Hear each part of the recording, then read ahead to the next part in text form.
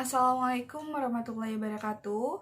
Perkenalkan, nama saya Dea Ayu Cayani dengan NIM 501180048. Di sini saya akan mempresentasikan hasil PowerPoint saya dengan judul Belanja Negara atau Pengeluaran Negara. Di dalam materi yang akan saya jelaskan ini sudah termasuk ke dalam mata kuliah Keuangan Publik Islam dengan dosen pengampu Ibu Sri Rahma, SEME.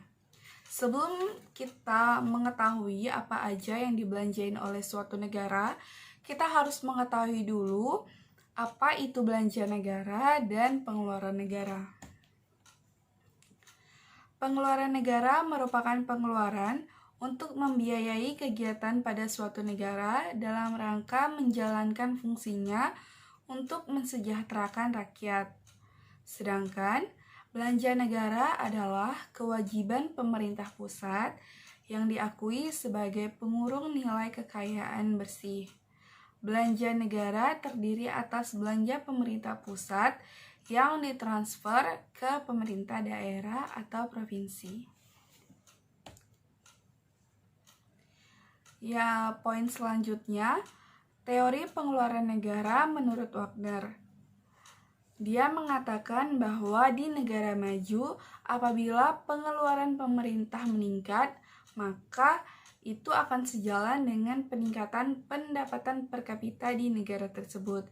Jadi bisa disimpulkan bahwa di negara maju, apabila peningkatan pada pendapatan per kapita, maka pengeluaran pemerintah pun akan meningkat. Akan tetapi ini hanya akan terjadi pada negara-negara tertentu saja. Macam-macam pengeluaran negara. Macam-macam pengeluaran negara ini terbagi menjadi 3, yaitu pemerintah pusat atau yang biasa kita sebut dengan APBN, di mana singkatan dari APBN ini adalah Anggaran Pendapatan dan Belanja Negara. Yang kedua adalah pemerintah provinsi, di mana pemerintah provinsi ini termasuk ke dalam APBD atau Anggaran Pendapatan Belanja Daerah. Dan yang ketiga itu adalah pemerintah kabupaten atau kota. Di pemerintahan kabupaten atau kota ini dia juga termasuk ke dalam APBD, Anggaran Pendapatan dan Belanja Daerah. Di dalam macam-macam pengeluaran negara ini kita akan bahas satu persatu.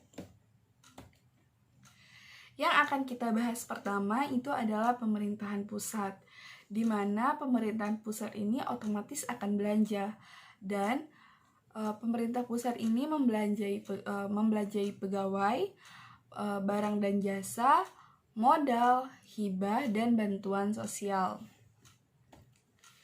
Yang kedua itu adalah pemerintahan provinsi, di mana pemerintahan provinsi ini juga berbelanja seperti belanja untuk pegawai, belanja untuk barang atau jasa, belanja pemeliharaan, belanja perjalanan dinas, dan yang terakhir adalah belanja untuk bantuan sosial.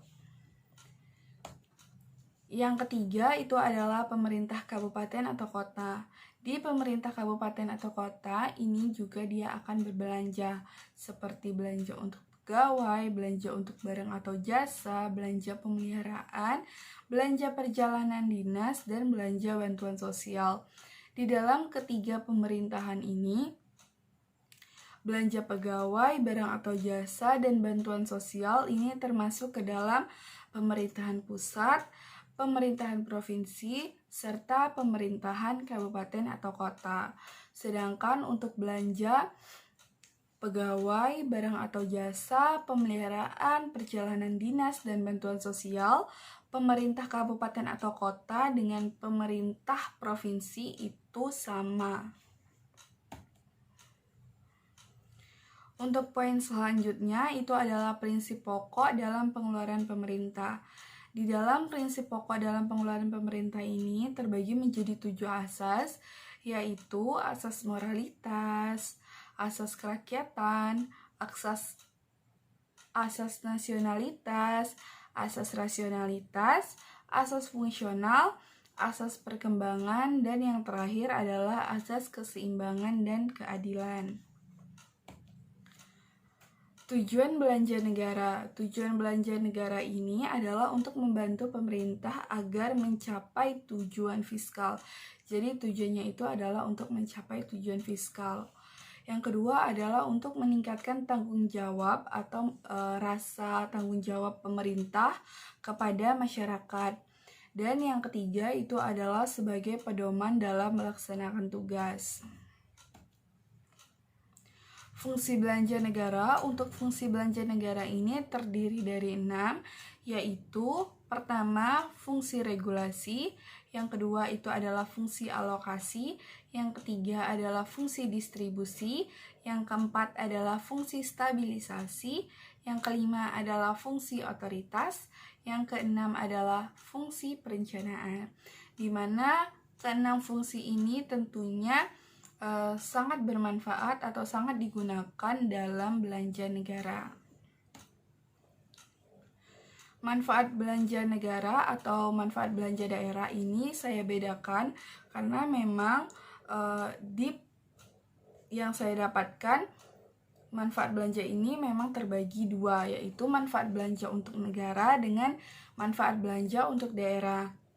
Manfaat belanja untuk negara itu yang pertama adalah untuk meningkatkan produktivitas pada faktor produksi. Yang kedua itu adalah untuk meningkatkan tabungan masyarakat. Dan yang ketiga itu adalah untuk tersedianya barang atau jasa bagi masyarakat. Sedangkan manfaat belanja bagi daerah adalah untuk mengurangi kemiskinan, memperluas kesempatan kerja, mengadakan investasi baru, dan mensejahterakan kehidupan rakyat. Di mana di dalam mensejahterakan kehidupan rakyat ini tentunya mereka harus bisa mengurangi kemiskinan agar masyarakat itu merasa sejahtera. Untuk poin selanjutnya adalah pengeluaran negara dan pengaruhnya terhadap perekonomian. Pengeluaran negara ini tentunya akan berpengaruh terhadap sektor-sektor perekonomian seperti sektor produksi, sektor distribusi, sektor konsumsi masyarakat, serta sektor keseimbangan perekonomian. Dan kita masuk ke dalam poin terakhir, yaitu sebab-sebab pengeluaran pemerintah selalu meningkat.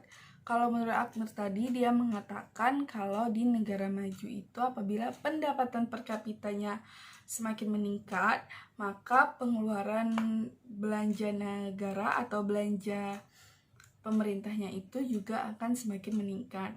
Akan tetapi akan ada sebab-sebab lain kenapa pengeluaran pemerintah itu selalu meningkat, seperti adanya perang, adanya kenaikan tingkat penghasilan dalam masyarakat, adanya urbanisasi yang dibarengin dengan perkembangan ekonomi, serta perkembangan demokrasi. Sekian presentasi dari saya, terima kasih atas waktunya. Apabila di dalam presentasi yang saya paparkan ini terdapat kekurangan, kalian boleh tambahkan dengan referensi lainnya.